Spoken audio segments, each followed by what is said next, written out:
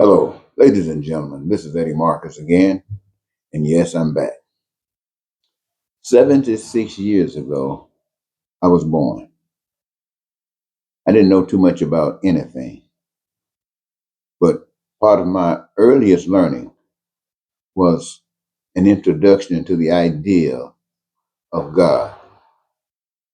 And I spent most of my growing up years hearing people talk about, people preach about, and reading about the magnificence of a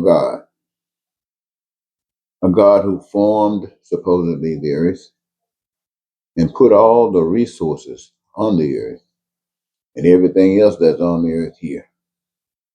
But one thing supposedly that was absolutely unique is the making of human beings, from which I'm a part of, and the understanding of what God represented. Now, a certain portion of what I've been hearing and taught about God, I've experienced. But the most magnificent thing that I've experienced when it comes down to God are several miracles. And what those miracles did, they solidified God in my life. In other words, God is real. And to say God is real, that says to me that God is superior to human beings and all other things that I've been able to identify. And so basically, God is the essence of what I'm all about. And one thing that God has shown me is that God is a loving God and God loves me. And based upon the love that I understand that God has for me, tells me that God loves every human being on the face of the earth at least as much as God loves me.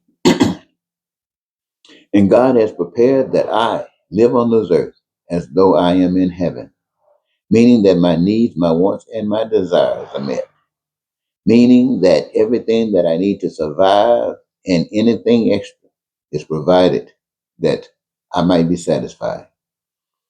And God's love for me suggests that I live in peace and prosperous and free, joyous, happy, fulfilled, and satisfied, and that I might live a life rather than dreaming.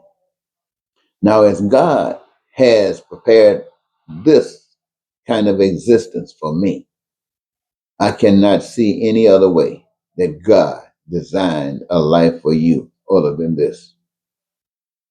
Now, I accept this as what is supposed to be for me and for every human being.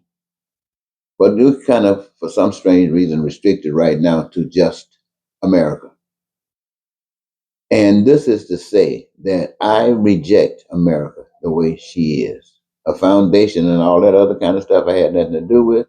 But what I have surmised here at these 76 years that I can't stand America. America to me is evil when I compare it to what God has designed for me and for every American.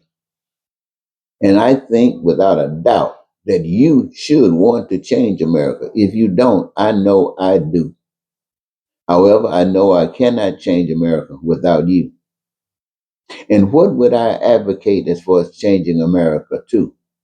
I would advocate changing America to a country, a nation of people who respected and honored the fact that God exists, evidenced through the earth and all that the earth is and all of the resources that are given, and we the people existing who have requirements.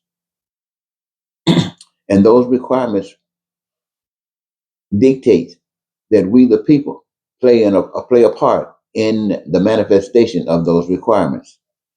And I have seen the plan where God allows each of us to participate in this process, playing a part in life by engaging ourselves in whatever part of life that we find ourselves in love with, to engage in it and make sure that it never ceases. And in so doing, we will receive a God divine given blessing called joy. And that joy and that love would allow every last one of us here in America to participate in what we have chosen out of the things that's necessary to be done as our love. And God will bless us. We haven't done it yet, but God will bless us. And each of us, as we do the things that we have chosen as our love, do them with joy. We will never have to cease as long as the earth exists, as long as the resources are there. And what we will be doing is making sure that every human being's need, want, and desire is met. That we will be preserving that no one would ever have to suffer a lack of food, clothing, shelter, education, health care, transportation, infrastructure, or any other things that we might imagine that we want to achieve. And by doing that, by participating and become part owners of all that exists, we do not need to owe anybody anything because all of us have invested ourselves in the finished product. And the finished product belongs to all of us, whereby we can live without lying and deception and hatred and racism and bigotry and crime and violence, all of those other things. And ladies and gentlemen, as an American, I ask that anybody that loves God show a receipt by representing the change of America to God's way of living for we as people. I'm asking that you support God's way. I'm asking that the churches that haven't, I'm asking for the Christians that haven't, I'm asking for the Republicans and Democrats that haven't, I'm asking for American citizens that haven't, to engage yourself in the dream, in the aspiration of making America the nation of God's choice, whereby we might be used to show the rest of the world truly what God's way is like and eliminate what had been kept us bound for so long. I'm just asking this, ladies and gentlemen, because I can't stand America. And I perceive of a new America where every last one of you can smile every day, smile every night, rejoice every day, and rejoice every night, and live with each other, amongst each other, enjoy one another heavenly without any fussing. So I'm just asking you for your support. I'm asking you for your support. And right now, the earliest and easiest support that you can give is to share this message with someone else.